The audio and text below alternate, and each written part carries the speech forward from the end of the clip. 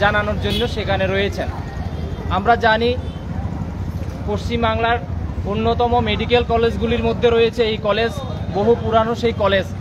এই কলেজেরই কর্মরত সেই শিক্ষক মৌমিতা দেবনাথ সেখানে কর্মরত ছিলেন, কিন্তু যেই ঘটনা ইতিমধ্যে দেখা গিয়েছে সেই কলেজে বিভিন্নভাবে যখন ছাত্ররা তার ডিগ্রি সেই জায়গা থেকে অর্জন করেন, সেখানে মোটা অঙ্কের টাকা সেখানে সরকারকে দিতে হয় সেই কলেজের কর্তৃপক্ষের হাত ধরে। এবং একেই কেন্দ্র করে আজ থেকে প্রায় 6 মাস আগে সেই মৌমিতাকেও সেখানে যখন হায়ার ডিগ্রির জন্য সেখানে করছিলেন তার কাছে টাকা সেখানে চাওয়া হয়েছিল, কিন্তু গরিব ঘরের মেয়ে, মা বাবার স্বপ্ন ছিল সেখানে ডাক্তারি পড়াবেন, ডাক্তার বানাবেন, কোনো অবস্থায় সেই জায়গায় টাকা দিয়ে তাদের কাছ থেকে সার্টিফিকেট কিনতে উনি অস্বীকার করেন। এর মধ্যে দিয়েই তার উপর নানা ধরনের উৎপীড়ন সেখানে শুরু হয় এবং দেখা যায় গত 6 মাসের ভেতর বেশিরভাগে তাকে নাইট ডিউটি সেখানে দিতে বাধ্য করে। টানা সেখানে 3 দিন সেখানে নাইট ডিউটি দিতে সেখানে বাধ্য করেন, যাতে করে কর্তৃপক্ষের কাছে তাকে নত স্বীকার করতে হয়। কিন্তু মেধাবী প্রতিবাদী সেই অল্প বয়সের ডাক্তার মৌমিতা কোনো অবস্থায় তাদের কাছে মাথা নত করতে রাজি নয়। এমতো অবস্থায় আমরা দেখতে পেলাম সেই জায়গায় দাঁড়িয়ে গোটা কলেজ কর্তৃপক্ষ এই প্রতিবাদী মেয়েকে কিভাবে ধ্বংস করে দেওয়া যায় তার জন্য সেখানে মরিয়া চেষ্টা।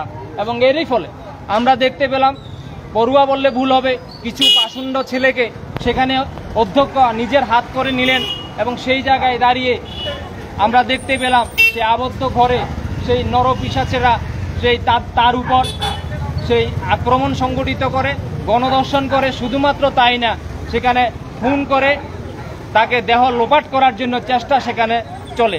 ইতিমধ্যে ঘটনা যখন গোটা পশ্চিমবাংলা জুড়ে ছড়ে যায়, আমরা দেখতে পেলাম শুধুমাত্র নির্দিষ্ট অংশের মানুষের মধ্যে সেটা সীমাবদ্ধ রইল না, কলেজ কর্তৃপক্ষের মধ্যে সীমাবদ্ধ রইল না, সেটা পশ্চিমবাংলায় সেখানে বুদ্ধিজীবী অংশের মানুষ, ছাত্র যুব সাধারণ অংশের মানুষ, যারাও একটা সময় মামাটি মানুষের সরকারকে সমর্থন জুগিয়ে এই মমতার সেখানে ক্ষমতাকে এনেছিলেন মমতা ব্যানার্জিকে, তারার মধ্যে দিক থেকেও এই প্রতিবাদের ঢেউ সেখানে বসে। এবং ইতিমধ্যে সেই প্রতিবাদের জোয়ারে বাধ্য হয়ে কলেজ কর্তৃপক্ষের যিনি দায়িত্বে রয়েছেন সেই অধ্যক্ষকে বাধ্য হয়ে সেখানে পাকড়াও করেছেন, পুলিশ সেখানে ধরেছেন। আমরা সেই দিক থেকে আমাদের সংগঠনের দিক থেকে আমাদের দাবি, গোটা দেশের ভেতর এই ধরনের ঘটনা সেখানে নানান রাজ্যে রাজ্যে পড়ুয়াদের উপর সেখানে চলছে। আজকের সময় দাঁড়িয়ে মৌমিতার তার পরিবার যদি ন্যায় বিচার না পায়, তাহলে স্বাভাবিক কারণে বিভিন্ন দিক থেকে আমরা দেখতে পাবো সেই জায়গায় মানে উচ্চ শিক্ষার দিক থেকে নানা প্রতিবন্ধকতা তৈরি হবে। তার পরিবার যাতে সঠিক জাস্টিস পায় তার দাবিতে আমরা আজকে গোটা রাজ্যের বিভিন্ন প্রান্তে এই ধরনের প্রতিবাদ সেখানে চলছে।